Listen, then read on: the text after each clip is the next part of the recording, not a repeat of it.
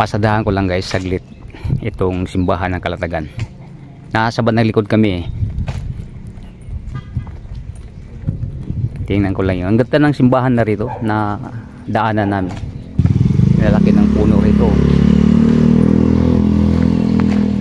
May plaza rito. Yan, sino ba yung nakasakay sa kabayo? Ito may monumento ni Rizal. Ito ay parang plaza, hindi naman ganong kalakihan, sa gilid ng simbahan. Makikita natin dito ang daming yung mga punong malalaki.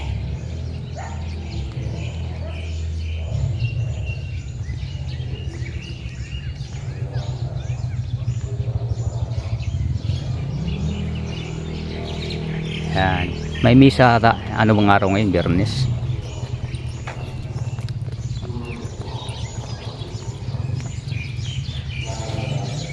Yun.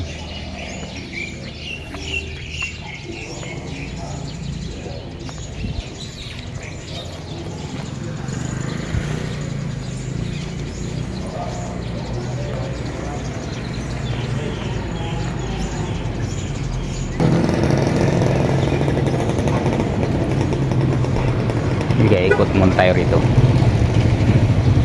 Pakita ko na sa inyo yung harapan. Yan siya, parang may plasang maliit dito.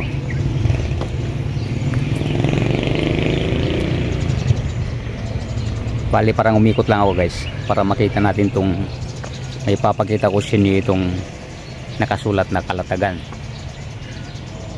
Dumiretso kayo na rito dahil one way. Umikot kami kaya tinuro sa akin ng taga rito, nasakay namin si Madam Levy na yan dahil simbahan. Ayan, may misa nga guys siguro.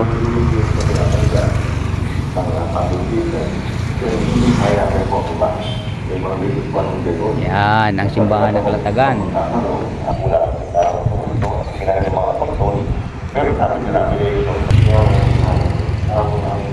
Sa harap ng simbahan may Petron.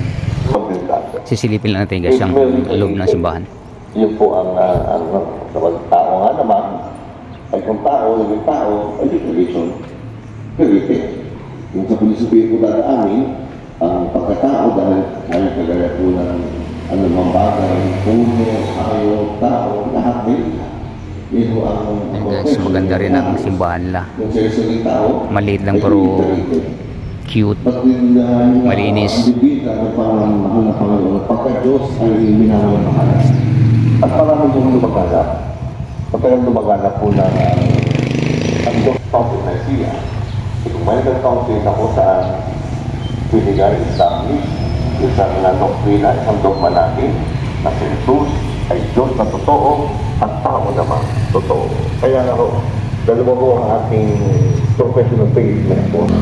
Kalatagan Municipal Police Station. Yan, sa di kalayuan rito may nakikita tayong Villarica, Emily Villar, Palawan. Kompleto rin pala rito guys. Yan, may nakita pa tayong nag-display ng mga prutas. Maaga pa kasi guys kaya hindi pa bukas ang mga establishmento dito.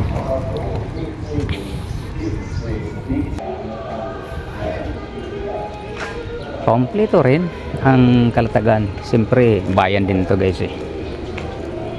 Dito ako nanggaling kanina. Saka malinis guys ang kanilang lugar.